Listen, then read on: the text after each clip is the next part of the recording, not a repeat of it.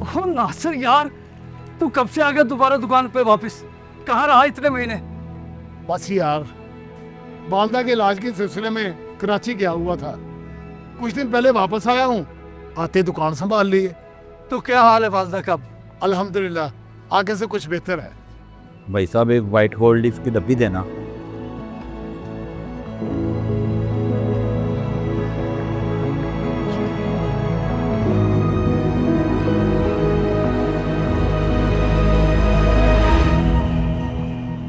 और तू सुना, क्या कर रहा है आजकल? मैं तो वही पुराना काम कर रहा हूँ कपड़े का।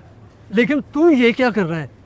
गाहक ने तुम्हें 600 रुपया दिया, तूने दराज में रख लिया और दराज में से 10 रुपए इस डब्बे में डाल रहा है।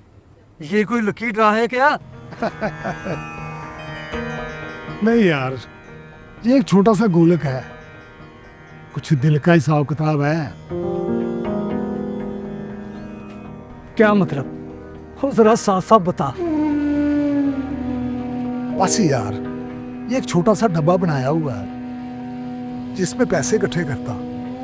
कोई भी गाहक आता है, अगर 1000 रुपए का है तो इसमें 10 रुपए डाल देता हूँ, अगर 500 का है तो इसमें 5 रुपए डाल देता हूँ। तो महीने बाद जितने भी पैसे इकट्ठे होते हैं वो मैं डिस्पेंसरी में दे आता हूँ। डिस्पेंसरी में 50 रुपए फीस पर मरीजों का मुआयना भी होता है और दवा भी मिलती है। मेरे इन पैसों से कुछ मरीजों का इलाज मुफ्त हो जाता है। बड़ी बात है यार, लेकिन तेरे जहन में ये कैसे आ गया? जब अम्मी का इलाज कराने हॉस्पिटल गया था ना, तो वहां मैंने लोगों को फर्श पर लेटे देखा। कोई दवा के इंतजार में था, कोई पैसों की शर्मिंदगी में चुपचाप बैठा था। तब पहली बार दिल हिला, तब समझ आया कि गरीब के लिए दवा नहीं, वक्त पर दवा सबसे बड़ी नेमत है। उस दिन के बाद दिल ने फैसला कर लिया कि रोज की कमाई में से थोड़ा सा निकाल कर किसी के दर्द का मरहम बन जाओ।